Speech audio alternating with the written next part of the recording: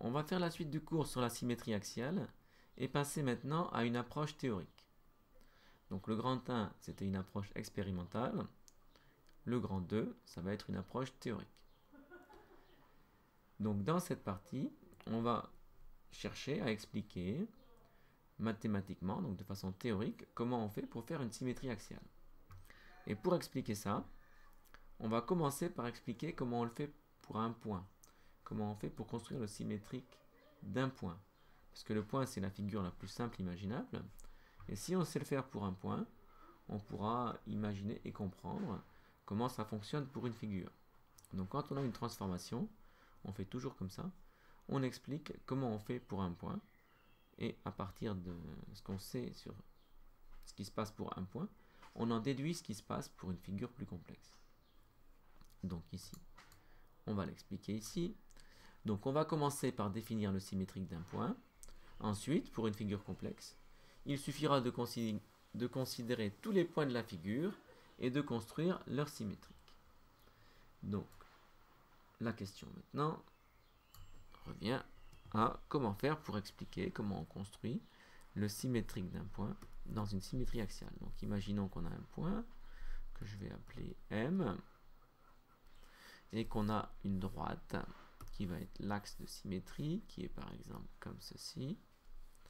Donc dans ce cas, le point M', hein, on peut considérer que c'est un pliage ou un reflet dans un miroir. Donc manifestement, il va être ici avec les propriétés suivantes. Compte tenu que c'est un pliage, ici, si on matérialise ce segment, eh bien on va avoir un angle droit parce qu'on a bien un pliage le long de l'axe qui implique ici qu'il y a un angle droit. Et par ailleurs, la longueur ici et cette longueur-là, elles vont être égales pour que le reflet soit bien, que le pliage soit bien le long de cette droite ici. Et donc le point M se retrouve en M' à une distance égale. Donc voilà la situation qu'il faut expliquer mathématiquement. Et si on regarde, on va appeler par exemple D l'axe de la symétrie axiale, on voit qu'une façon d'expliquer cette situation, cette configuration, c'est de dire que dans cette configuration, la droite D, c'est la médiatrice du segment M'. On voit qu'effectivement, la droite D, elle est perpendiculaire au segment et elle passe par son milieu, parce qu'ici c'est égal des deux côtés. Par conséquent, la droite D, c'est la médiatrice du segment M'. Et c'est comme ça que mathématiquement, on va définir le symétrique d'un point dans une symétrie axiale. Alors il y a quand même juste un autre cas qu'il faut envisager, qui est un cas limite, c'est qu'est-ce qui se passe quand on a par exemple un point qui est sur l'axe, donc par exemple je l'appelle P, parce que dans ce cas-là, on ne peut pas parler de la médiatrice de PP', parce que P', en fait, quand le point est sur la pliure et qu'on plie, le point ne bouge pas. Donc dans ce cas-là, P, c'est pareil que P'. Donc, muni de ces deux observations, on va pouvoir donner une définition théorique, dire le symétrique de M par rapport à une droite D, donc dans une symétrie axiale d'axe D, c'est le point M' tel que la droite D soit la médiatrice du segment M'. Et il y a un cas particulier, c'est si P est sur la droite D, alors son symétrique c'est le point P lui-même. Dans ce cas-là, on ne peut pas parler du segment M', donc la définition générale ne peut pas s'appliquer. Donc voilà ce qu'on dit ici. Donc voilà la figure, et donc j'ai refait ici avec Carmetal la figure plus précisément avec les outils virtuels. Donc on a la même figure qu'ici, mais faite plus précisément. Et donc on observe que D est la médiatrice de M', sauf dans le cas où M est sur l'axe, auquel cas M et M' sont confondus. Donc ça va être la définition ici. Définition, dire que deux points M et M' sont symétriques par rapport à la droite D signifie que D est la médiatrice du segment M'. Alors, sauf dans le cas où un point qui appartient à la droite D a pour symétrique lui-même. Donc on pourrait inverser, dire d'abord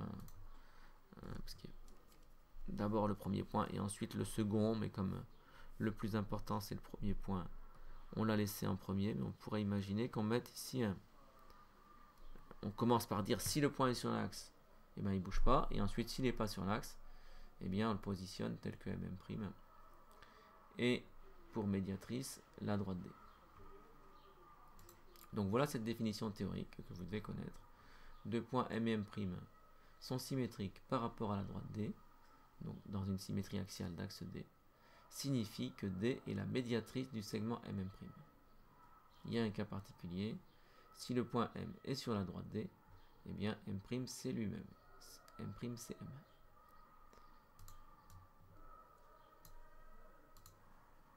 Donc ensuite, le raisonnement que je vous ai présenté ici, là, par une phrase, eh bien on peut le faire sur une figure. Et donc, vous voyez quelle forme ça va prendre.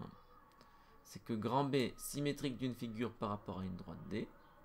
Donc d'un point de vue théorique, il faut tracer les symétriques de tous les points de la figure. Si on prend une figure, voilà, et qu'on veut tracer son symétrique, le symétrique de cette figure, je peux imaginer tous les points de la figure et point par point construire leur symétrique avec la méthode qu'on a expliquée ici. Donc lui il va là-bas, etc. Alors, en pratique on devine pour certains, on ne va pas construire la symétrique de tous les points ici. Lui il va ici, etc. Et on devine ici, donc par exemple pour le segment, qu'avec 2 points ça va suffire, que tous ceux qui sont là vont se retrouver ici, etc. Donc d'un point de vue théorique, il faut tracer les symétriques de tous les points de la figure. En pratique, on trouve la position des points symétriques, ce qui permet de tracer la figure symétrique. C'est des points symétriques importants. Par exemple, ici, ce serait le centre qui serait important. Mais ici, par exemple, on pourrait prendre les extrémités du segment, qui permettraient ensuite,